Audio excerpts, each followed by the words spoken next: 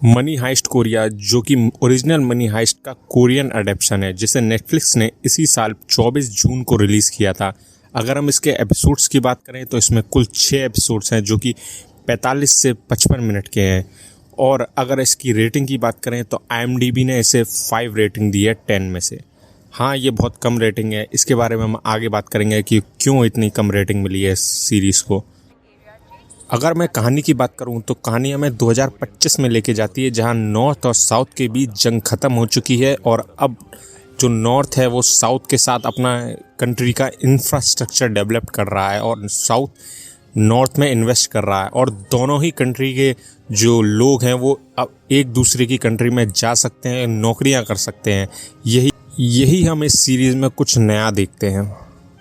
और दोनों ही कंट्रीज़ के बीच में एक बैंक है उनके बॉर्डर्स के पास, जिसको कोरियन मिंट का नाम दिया गया है, जो कि दोनों ही कंट्रियों के नोट छापता है।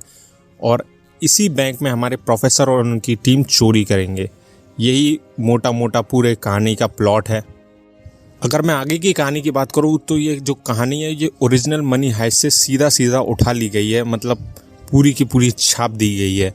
चाहे वो मैं नैरोबी और टोक्यो के अंदर बैंक के अंदर जाने का सीन हो, चाहे रियो को गोली लगने का सीन हो फर्स्ट एपिसोड में, और चाहे स्पेशल फोर्सेस को आर्तुरो को गोली मारना हो धोखे से, ये सारी की सारी चीज़ें सेम टू सेम हमें दिखा दी गई हैं। मुझे ऐसा लग रहा था देखने पे कि मैं एक बॉलीवुड फिल्म देख रहा हूँ जो कि एक साउथ की रीमेक है।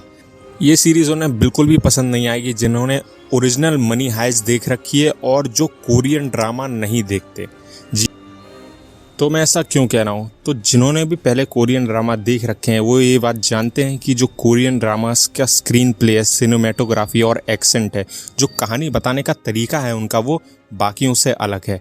और इसमें भी ये देखने को हमको मिलता है कि जो ओरिजिनल मनी हाइस्ट से हाँ काफ़ी ज़्यादा उठा ली गई है 2 कॉपी प्लॉट, लेकिन इनका कहानी बताने का तरीका काफ़ी हद तक अलग है। तो आप एक बार देख सकते हैं, ज़रूर देखिए। जो कोरियन ड्रामा लवर्स हैं वो तो ज़रूरी देखिए।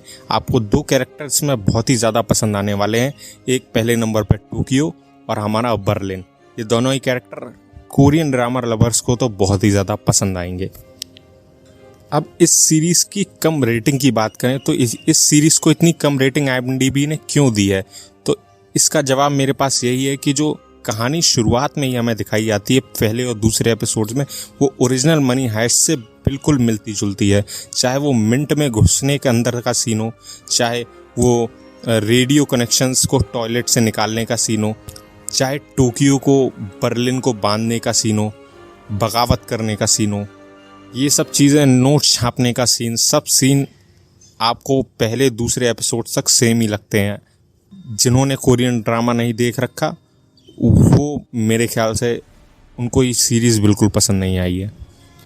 तो ओवरऑल सीज़न की बात करें तो ये पूरा सीज़न ठीक ठाक ही है, आप एक बार देख सकते हैं इसे।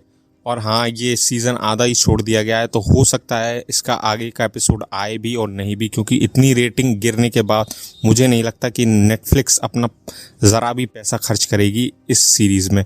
हो सकता है आ भी जाए, ये तो आगे देखने वाली बात होगी। अगर आपको हमारा ये रिव्यू पसंद आता है तो प्लीज़ कमेंट सेक्शन में ज़रूर बताएं। कल फिर मिलेंगे एक नए रिव्यू के साथ। Bye bye.